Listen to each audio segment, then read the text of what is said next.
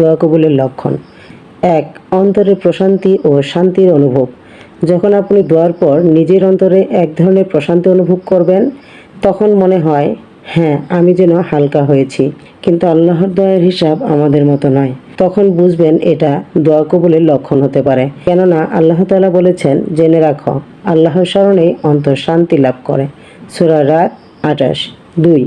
দোয়ার পর আমলের পরিবর্তন দেখা দেওয়া।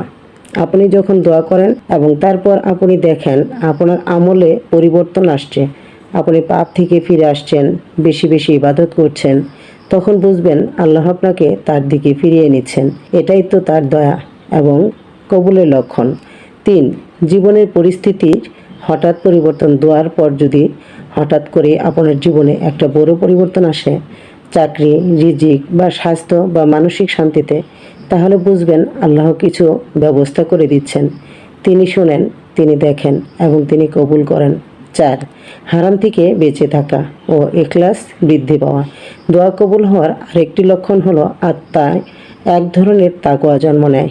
আপনি হারাম থেকে দূরে থাকতে চেষ্টা করেন, আপনি আর নিজেকে আগে যেভাবে দেখতেন এখন তা নয়। এটা দোয়া কবুল হওয়ার স্পষ্ট ইশারা। ৫. কষ্ট ও বিপদের মধ্যে ধৈর্য ধারণ করা। অনেকে ভাবেন, যদি দোয়া কবুল হতো তাহলে কেন আমি এখনও কষ্টে আছি। যখন আপনি কষ্টের মাঝেও ধৈর্য ধরতে পারেন, তখন বুঝবেন আল্লাহ আপনাকে প্রস্তুত করছেন তার নিয়ামতের জন্য। এটাও একরকম কবুলের আলামত। ৬. পুনরায় একই বিষয় মনে পড়ে এবং দোয়ার আগ্রহ তৈরি হয়। আপনি যখন বারবার একই বিষয়ে দোয়া করতে আগ্রহ বোধ করেন, সেটা আল্লাহর পক্ষ থেকেই একটা তৌফিক।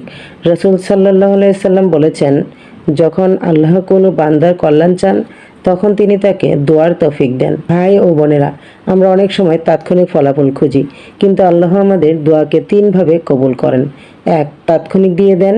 ২. পরবর্তীতে দিয়ে দেন। ৩. এর চেয়েও উত্তম কিছু দেন বা ক্ষতি দূর করেন। তাই হতাশ না হয়ে দোয়ার প্রতি দীর্ঘ বিশ্বাস রাখুন।